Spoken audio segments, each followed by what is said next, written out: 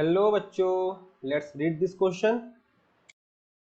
Decreasing order of stability for the following radical is, यानी कि हमें यहाँ पे कुछ रेडिकल दिए गए हैं और हमसे पूछा है कि उसका डिक्रीजिंग ऑर्डर बताइए।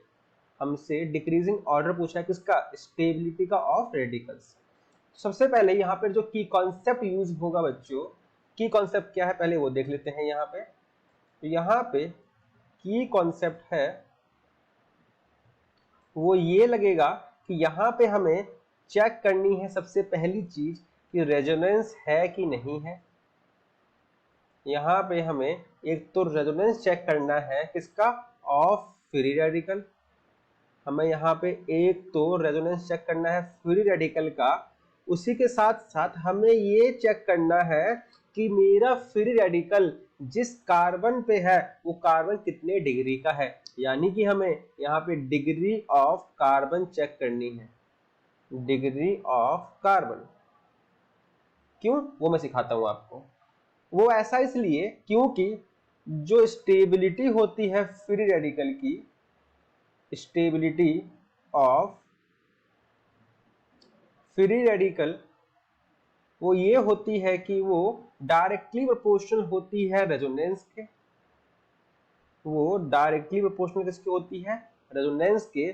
साथ ही साथ एक कॉन्सेप्ट और होता है कि अगर मेरा जो कार्बन है, मैंने क्या बोला कि अगर मेरा जो कार्बन है वो अगर 3 डिग्री है, कार्बन 3 डिग्री है तो वो मैक्सिमम स्टेबल होगा। यानी कि अगर मैं डिग्री ऑफ कार्बन से बात करूं, डिग्री ऑफ कार्बन की अगर मैं बात करूं तो जो मेरा 3 डिग्री कार्बन होगा वो सबसे ज्यादा स्टेबल होगा अगर उस पर रेडिकल होगा तो।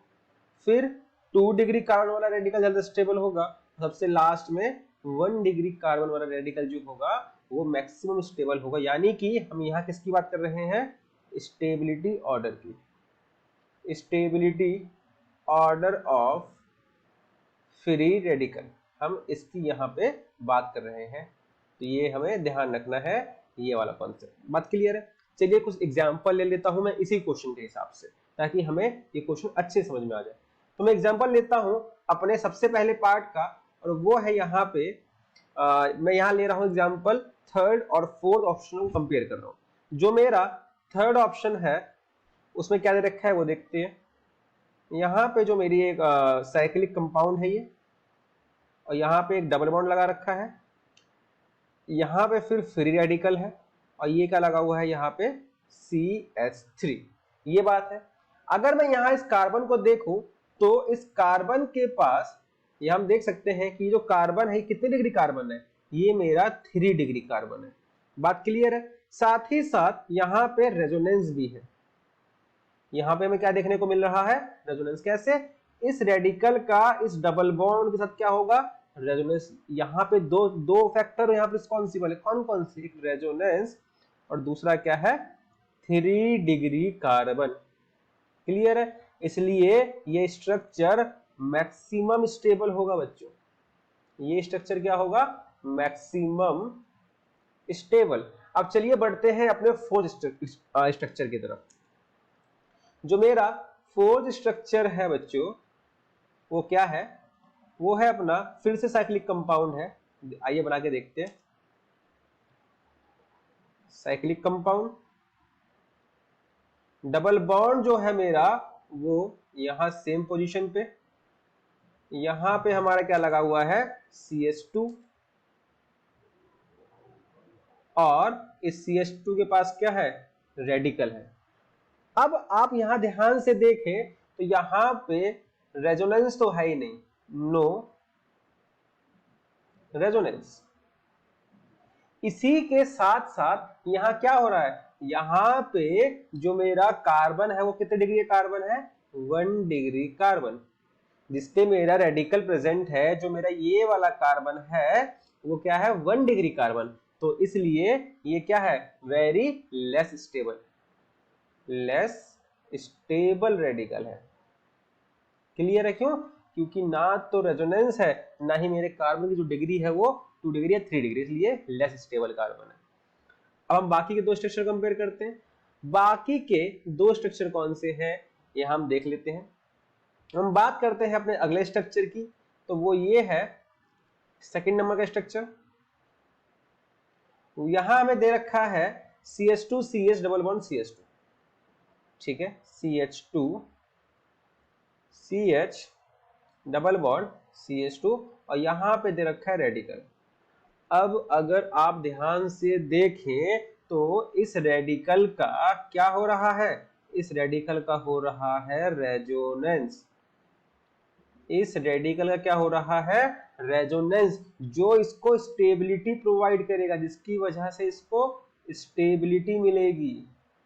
यहाँ पे हम डिग्री, देखो जो डिग्री ऑफ कार्बन होता है ना, वो यहाँ पे रेजोनेंस से कम डोमिनेटिंग होता है, रेजोनेंस इज मोर डोमिनेटिंग।